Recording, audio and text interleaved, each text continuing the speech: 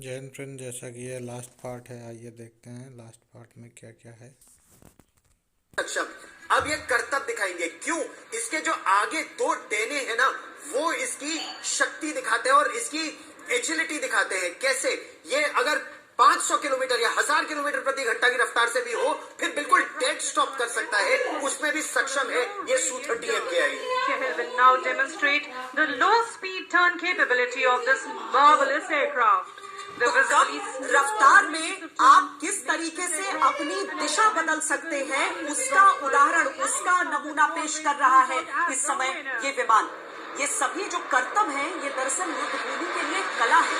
ये सिर्फ एक करतब नहीं है, ये एक पायलट की वो काबिलियत है कि किस जगह में, जहां पर देखिए आप, जब 1971 की भी लड़ाई हुई थी तो डॉग फाइट्स भी हुए थे, आमने सामने की लड़ाई हुई थी, यानी सामने से दुश्मन का विमान और दूसरे विमान में हमारे पायलट सवार हैं। अब किस तरीके से उससे निकलती हुई जो गोलियां हैं या जो गोले हैं, उनसे आप अपने विमान को बचा रहे हैं, आप उस हिसाब से इसे समझिए, उस हिसाब से देखिए कि एक पायलट किस तरीके से अपने प्लेन को मनूवर कर सकता है, अपने विमान को, और दुश्मन को छकाते हुए उसका अंत कर सकता है। दुश्मन की मिसाइलों को डॉज करने की क्षमता, फ्लेयर्स और चैप्स फायर करके, अपने मनूवर करके अपने विमान को बहुत धीरे गति पर आप यू टर्न भी कर सकते हैं। ध्यान से देख लेना चाहिए, जो भारत की तरफ आंख उठाकर देखने की सोच रहा है। वो विमान एक बार फिर आया, C-130J सुपर हर्क्यूलिस, भारतीय वायुसेना का, अमेरिका में निर्मित लॉकहीड मार्टिन का है ये विमान। C-130J हर्क्यूलिस अब प्रधानमंत्री नरेंद्र मोदी को लेकर ये विमान एक बार फिर यहाँ से उड़ेगा। एक बार फिर ये दिखाता है भारत की सैन्य क्षमता, भारत की सामरिक शक्ति। अपने निर्माण के बाद से कोई विमान कितने समय तक उड़ान भरता रहा है, ये उसकी स्टर्डीनेस का भी एक बहुत बड़ा संकेत होता है।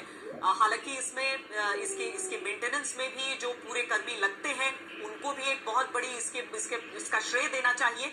लेकिन 2021 तक बताया जाता है कि 20 लाख घंटे इसके हो चुके हैं। हालांकि उसके साथ ही एक बार फिर हम उस बात का जिक्र जरूर करेंगे कि जो सारी राजनीतिक विवाद होते हैं वो एक तरफ, लेकिन देश की सेनाओं को जिस शक्ति की आवश्यकता है, वो किसी बोफोर्स के विवाद या राफेल के विवाद में उलझ कर नहीं रह सकती है। अगर देश की वायुसेना को और देश की सेनाओं को वो उपकरण चाहिए, तो उसके लिए अलग हटकर उसे आगे बढ़ाना होगा। प्रक्रिया की जो पूरी प्रक्रिया है उसे छोटा भी करना होगा, और देश को आवश्यकता है कि हम, भले ही हमारे पायलट, हमारे सैनिक बहुत शक्तिशाली हैं, लेकिन ये उपकरण भी हमेशा उस शक्ति में, उस शक्ति का साथ देते रहे, संचार करते रहे। ये C-130J जिसमें प्रधानमंत्री सवार होकर वापस यहाँ से रवाना हो जाएंगे। ये फोर्स मल्टीप्लायर्स है, ये असल शक्ति को और बढ़ाते हैं, भारतीय वायुसेना की शक्ति को।